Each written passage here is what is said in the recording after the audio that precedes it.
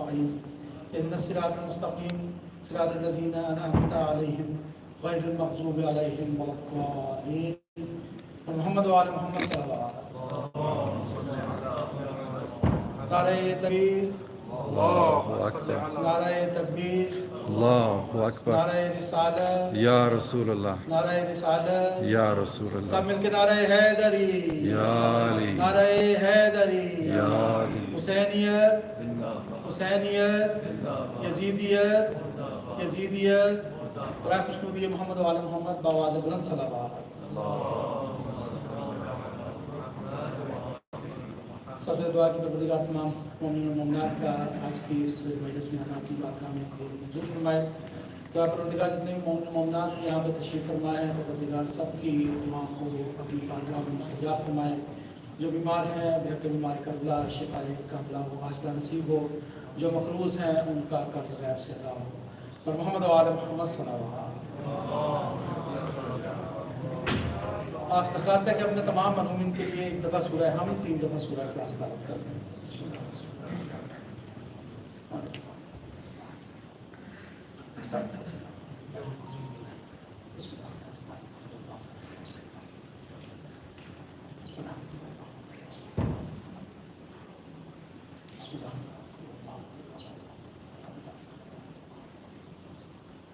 मोहम्मद वाले मोहम्मद सल्लल्लाहु अलैहि वसल्लम। I'm really very thankful to our respected guest, Sayyid Hussain Makke. Inshallah, he will recite first 10 days of Maarif-e-Islam in English, and then from 13 to 24, Qibla Maulana Aslam will recite in Urdu. I'm really appreciate our youth committee who decided to invite him, and we will get benefits from his speeches. I really appreciate all the youth, and inshallah we will get many benefits from his beautiful recitation and speeches. Muhammad wa ali Muhammad sallallahu alaihi wasallam.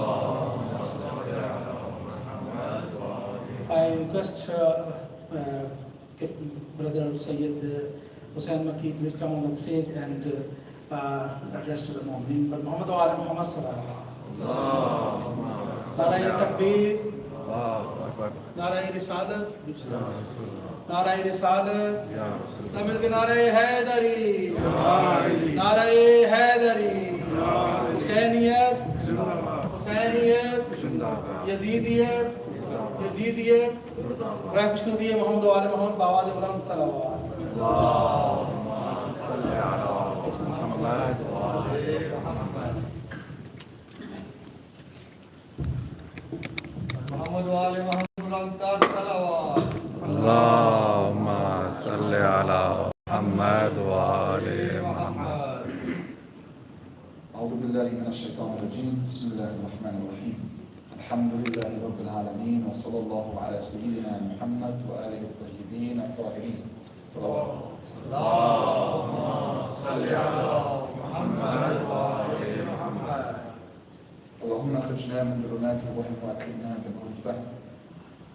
اللهم افتح علينا أبواب رحمتك وانشر علينا من خزائن علومك يا أرحم الراحمين. اللهم علمنا ما ينفعنا وانفعنا بما علمتنا وزدنا علما. My brothers, assalamu alaikum wa rahmatullahi wa barakatuh.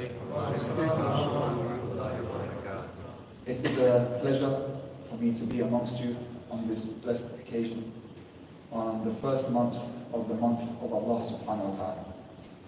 This month is considered to be a great opportunity. Of course, we hear it every year, and every year it rings true, that many of us that make it to this month may not have another chance to reap the benefits of the month of Allah. I know personally many people that were with us last year that are not here this year. And nothing is to keep us safe from not being there next year. So we want to reap this opportunity. It's an opportunity truly to change your life. If you are coming closer to Allah and you feel like You are on a spiritual high right now. Lately, you're moving towards God more than before. And this month can be something that multiplies that by 10, by 100, by 1,000. And if no, you feel like you've been on the wrong path, that you haven't been doing too well, that you should be doing a lot more, that you see your life day by day going towards that which is not going to benefit your akhirah, and this month can completely flip that around. That's why the first thing we must do is that intention in the beginning of all a'mal with Allah, in the beginning of everything, it always comes back to that basic notion of intention. You always come back to the basic notion of intention as to why we're going to be doing this. And I'm not talking about the intention of fasting. The fiqhi intention of fasting is what we all have to do from yesterday for the whole month. I'm talking about the intention as to why we want to do all of this, why we want to commit all of this, why we want to perform all of these actions, and why we want to go towards God.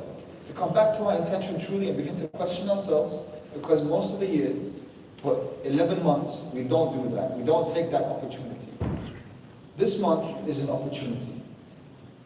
The dua number 44 in As-Sahifa Sajjadiyya of Imam Sajjad alayhi salam.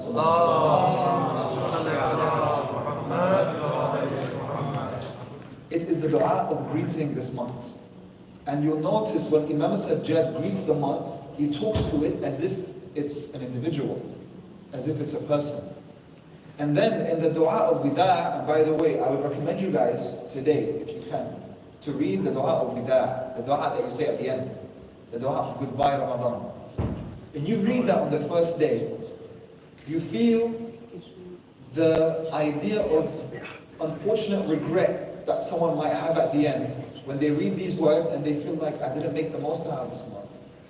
So when you read it now and you put yourself in that position, you wouldn't want to feel that regret in 30 days. So from now we make the intention that we are going to exert all of our effort into this month of Allah. So what is the secret essence of this month? In this month, and it's important for us as well, if we haven't looked at the khutbah of Rasulullah sallallahu alaihi wasallam.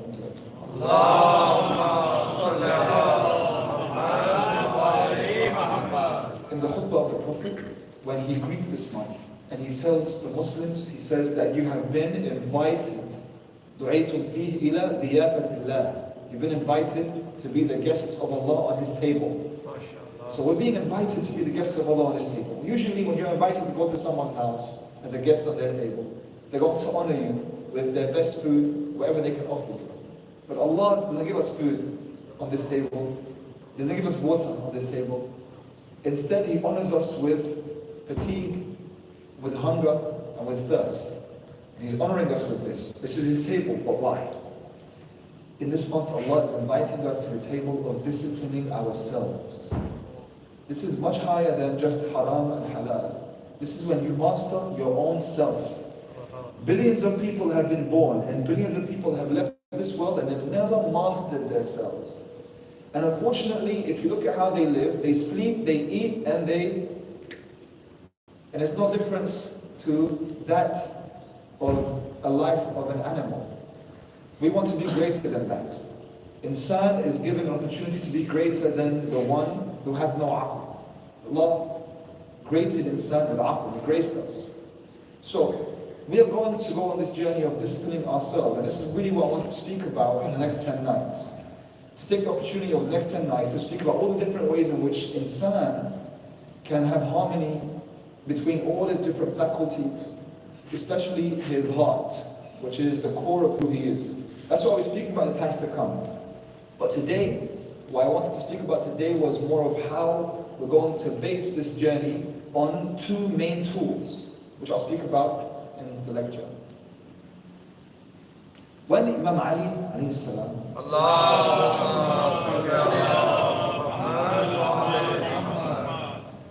when the Imam asked the Prophet, he said, Ya Rasulullah, ما هي أفضل الأعمال في هذا الشهر الفضيل? What is the greatest of actions in this month? What can we do? And we look right now, we're waiting for Laylatul Qadr, where we're going to perform Dua Jawsh and Kabir, and Dua Bahd al-Thamali, and it could be Dua Qumayd, what could it be? All these du'as that we come across. And the Prophet says to the Imam, أفضل الأعمال the best of all actions to perform in this month is al-wara' an maharimillah. To be wary, to be God conscious of that which Allah has made forbidden for you. Why? When we want to come and begin to fill in this cup, we want to make sure it's empty. It's an empty, clean cup.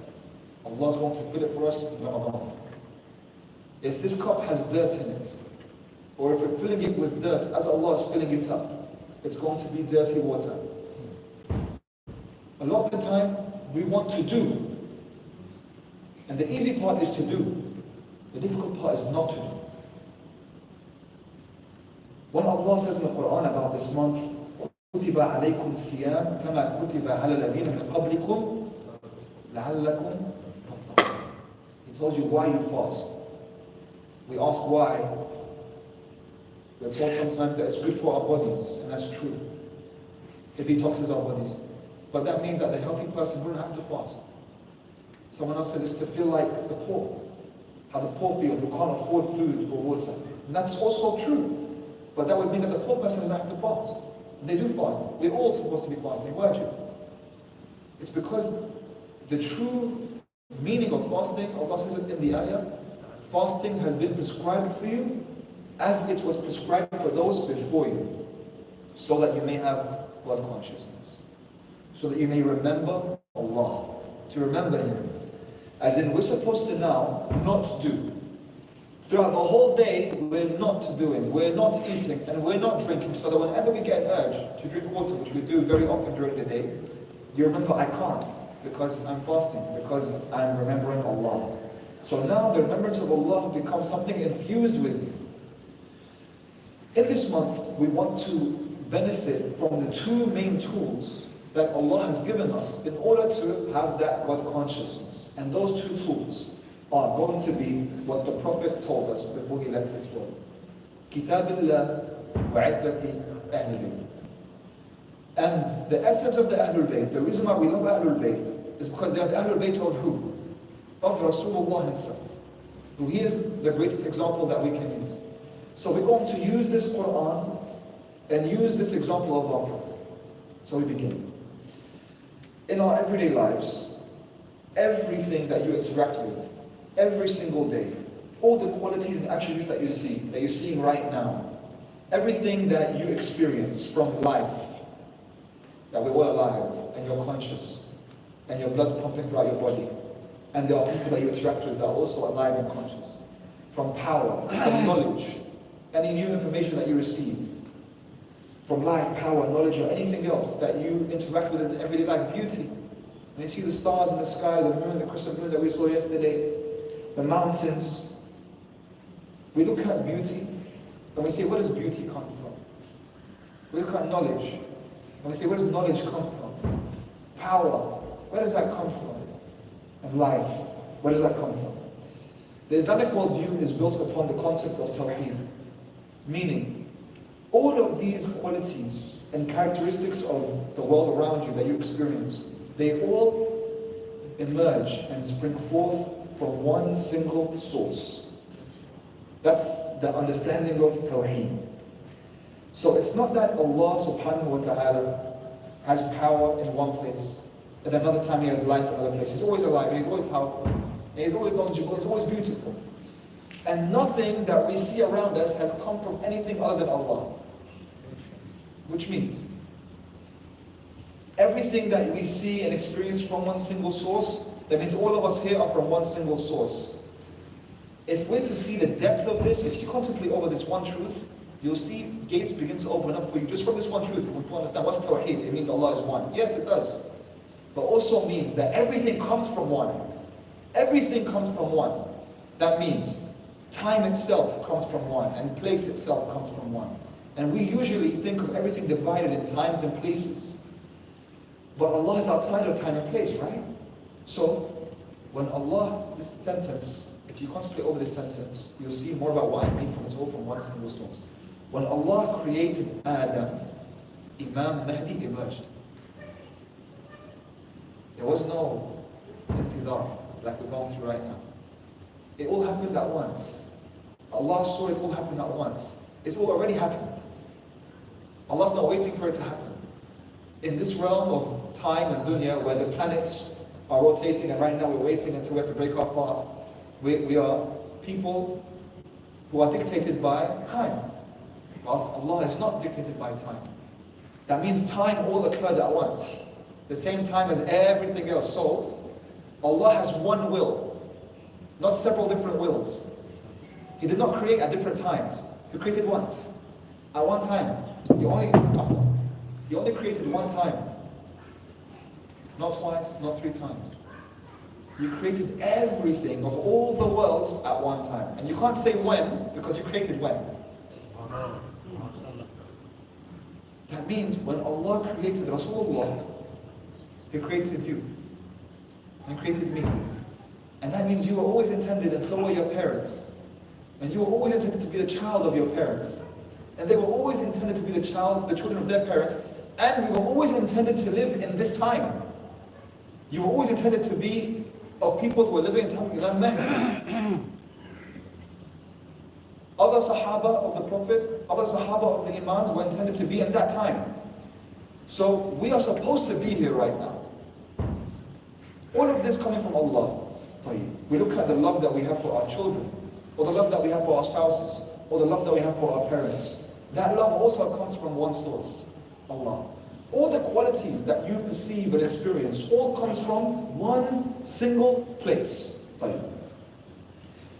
That means everything is a manifestation of God's names. Everything. There is nothing outside of it. If I tell you what could it be manifesting other than God, you would have to say that there's another God. And there isn't. So everything comes from one place. If everything comes from this one place, and everything is manifested in this way, then we see around us, we have different levels of these manifestations. Like there's this microphone right now, and there's a ring that I'm wearing, and then there's my hand, and there's a camera in front of me, and there's a clock, and there's you, and there's everything around me is manifesting something. Everything that's physical, real, manifests a name. That means there are levels of intensity to these names. So I see a rock. A rock is also a manifestation of the names of God. It's a very low form, physical form, and it can't do much else, or it's not conscious, but it comes from there, from the same place that I come from. And there's a level above this. If I see a tree or a flower, nature grows, nature has life, nature is nourished. So nature manifests beauty more than a stone. A stone, if you look with a magnifying glass, you might see beautiful patterns on it. But it's not as beautiful as a waterfall. That's also manifesting God's beauty. Then you come to insan. Us, human beings, individuals, we manifest God's qualities the most. That's why when Allah subhanahu wa ta'ala created Adam, He created Adam as this creation that's able to manifest those names in the image of God. In the image of God. Not in the Christian sense, as in God's a man in that image. Of course not. In the image of God, as in the names are supposed to be imprinted on your heart. Your whole journey, everything you're supposed to be doing in this life is to manifest the names of God. You're supposed to become Rahman. You're supposed to become Rahim. You're supposed to become Jameel. You're supposed to become Qawi. You're supposed to become Jabbar when you have to. You're supposed to become these things. You're supposed to become Adil, just, and you're able to put all of these in their rightful place. That's why we have a Hadith Qudsi. And people, they get worried or scared when they read these things, but these are all the words of the Imams narrated to us. The Hadith Qudsi comes from Allah when He says, Ya Abdi, ati'ni. My servant, obey me. Ya Abdi, ati'ni takun mithli. You'll be like me. تقول للشيء كن فيكون. When you say be, it will be with my power. You know how Isa أحيا الموتى. Isa brought the dead back to life, بإذن الله, with the power of Allah. And Moses split the sea with the power of Allah. We're supposed to manifest those names with the power of Allah. That's what we're created for. That's why we have hadith, لله رجال إن أرادوا أراد. Allah has men, there are men of God on earth. When they desire something, Allah desires it. When they want something, Allah wants it. Why? Because their will's been unified with God. Like, we want to be of people who are manifesting those names of God. Now, amongst people, we have also different levels of manifestation of God's names. Some people manifest way more. Those are the people that we want to reach. The saints, the Gnostics, the people of Allah, the awliya of Allah. We feel like when we're with them and look at them, that we're worshipping God. Like, there are lower levels and higher levels. Sometimes we see the manifestation of the lack of the attributes of Allah. When you see someone who is evil in his action and represents Satan, then that's a lack of the attributes of God. That's how much they're not manifesting. Like, the Gnostics have the theory of al-insan al-kamil. What is the greatest manifestation of Allah that manifests His names in the most perfect way that we can look at and begin to imitate? And that's why Allah calls the Prophet Muhammad khayrul khalqi ajma'in, because Rasulullah is the perfect manifestation of Allah's names on earth as a human being. Why do you love Him so much? Because He manifested the names of God the most. You love Allah? You saw all of those qualities that you love in the names of God in a human being, and He showed you it's possible in someone that eats and sleeps and gets married. In a man, He showed you how to do it. Uswatul Hasana, the greatest example is Rasulullah. Salawat, salawat.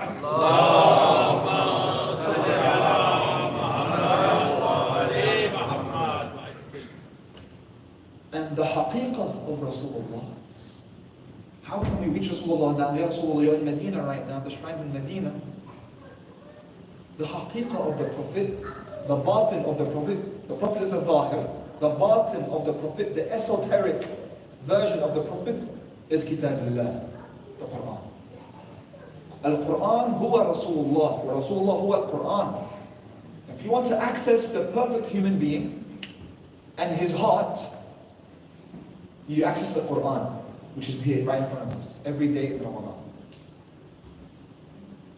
The Prophet Muhammad received the Quran in one go on Laylatul Qadr, and then in a second way in chronological order over the next 20 years in words, as he received them, the book that we have in front of us.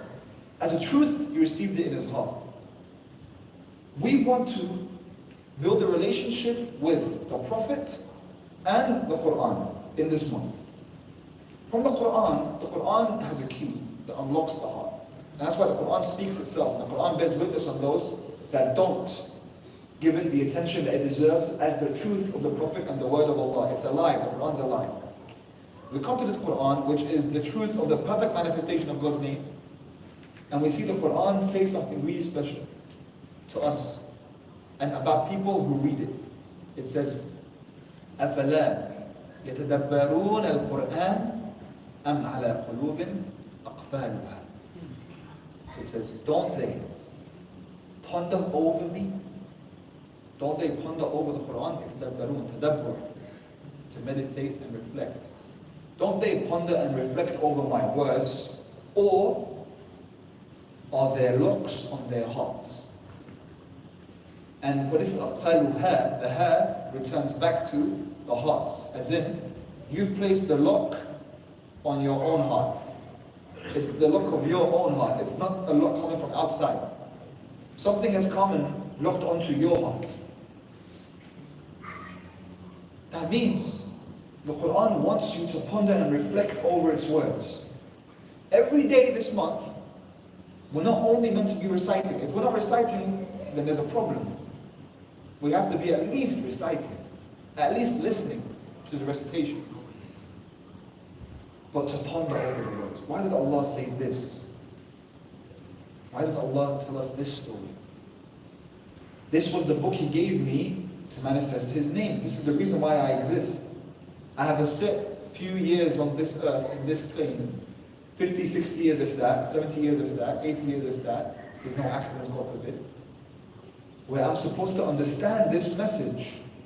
Okay, I'm 15 now, I'm 20, I'm 25, 30, I'm 40, I'm 50. Did I understand? Has my prayer changed? Have I changed?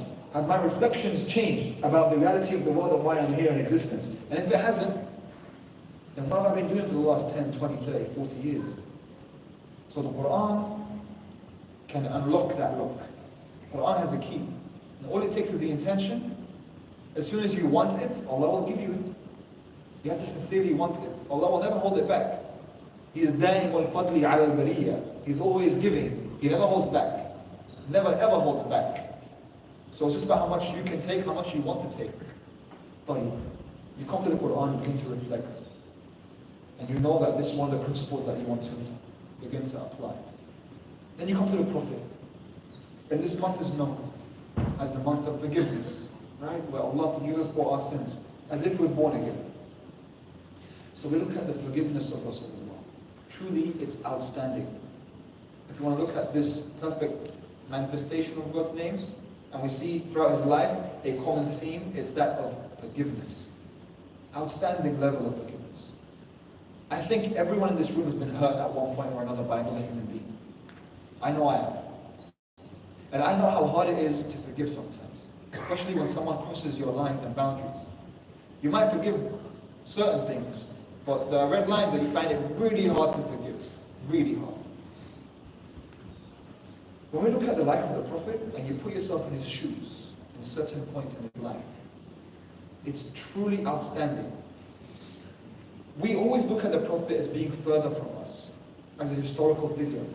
That's why I asked you right now about you, yourselves, when you've been hurt and you haven't forgiven someone. Because when you start to put yourself in his shoes, you realize at what level he is, and you allow him to inspire you to soften that heart, which is what I'm going to be speaking about in the nights to come. But I wanted to begin the series with understanding Rasulullah and his forgiveness. Sallallahu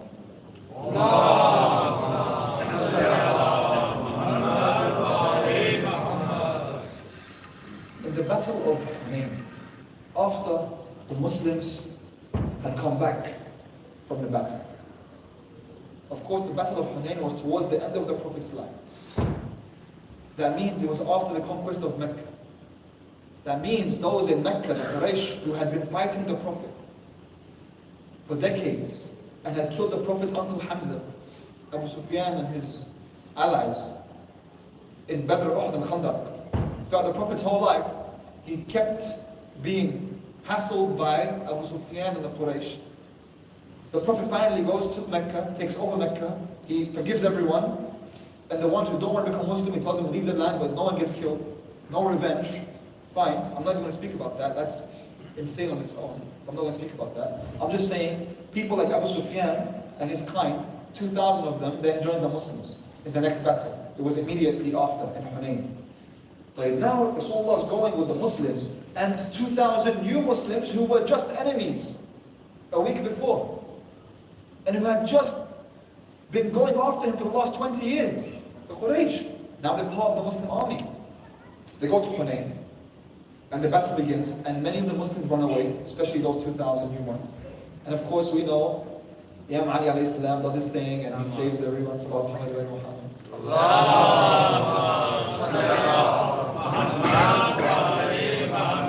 And the Imam, just like on the day of Uhud, he stands there and protects the Prophet and protects Islam, and the Muslims become inspired and they come back. And the Muslims defeat their enemy. When they defeat the enemy, they take the war booty and they hand it around as they usually would. This time the Prophet said, everything, all the sheep, all the animals, all the camels that we gain from this war, it's going to the Quraysh. To who? The ones who just became Muslim. The ones who had been enemies all those years. Abu Sufyan receives the goats, receives the sheep. He's happy. It's a good deal. You became Muslim, you start receiving all the goods. No problem. As they begin to come back on their way, some Muslims are upset. The Ansar are upset. The Ansar are who? They're the ones that have been with the Prophet from the beginning. The ones that were with him fighting against Quraysh all those years. Protected the Prophet all those years. They started talking to each other. Why did the Quraysh get all the goods? Could it be the Prophet Muhammad has sold us out? Some people doubted the Prophet. They felt bad. One of them came to Rasulullah. Said, Ya Rasulullah, some of the brothers, they feel upset. Why? They feel like you have favored some of the Muslims above others based on their tribe. Because they're from Quraysh and you're from Quraysh. And now that they are Muslim, you gave them better than you gave the Ansar. The Ansar received nothing. Rasulullah said, do they all feel this way? And the man was shy. He said, please call them. Call the Ansar. I want to speak to all of them. He calls the Ansar. The Ansar all sit down in front of him. And he says, tell me, why are you upset? And they weren't speaking. They were very shy. Then one of them said, Rasulullah, we feel that you favored the Quraysh over us. And the Prophet said to them, you all feel this way? I just want to confirm. And then they sat there. They were ashamed, but they said yes. He said, okay. Then he said to them, I want you to really notice the way that he does this. He says, Ya Ansar, weren't you a divided people? And I brought you together. Allah brought you together through me. Because they were Aws and Khazraj, two tribes that hated each other. Prophet Muhammad came, he made peace between them and brotherhood, and he brought them together. He ended years of war. He said to them, Ya Ansar, weren't you a people who were divided? Allah brought you together through me. And they said, Bala Ya Rasulullah. And they started to feel even worse. How could we have doubted him? He's trying to remind us now of the things that he's done for us. Then he said, Ya Ansar, weren't you a people without guidance? And Allah guided you through me? He said, Bala Ya Rasulullah. And they began to cry. And the Prophet starts talking like this, and then he says, so tell me, answer me. And they said, we have nothing to answer you with. And he said, let me tell you what to answer me with. Tell me, Ya Rasulullah, didn't you have no home and we gave you a home? He told them that. He says, tell me, Ya Rasulullah, weren't you without a home and we gave you a home? And they cried even more. He didn't let them feel ashamed. Then he said to them, tell me, Ya Rasulullah, didn't you find yourself without any victors and we became your victors? There were no brothers and we became your brothers? He's making them tell him what they did for him. Usually when you read the narration, you think he's going to do it to them. No. He's telling them, don't feel bad.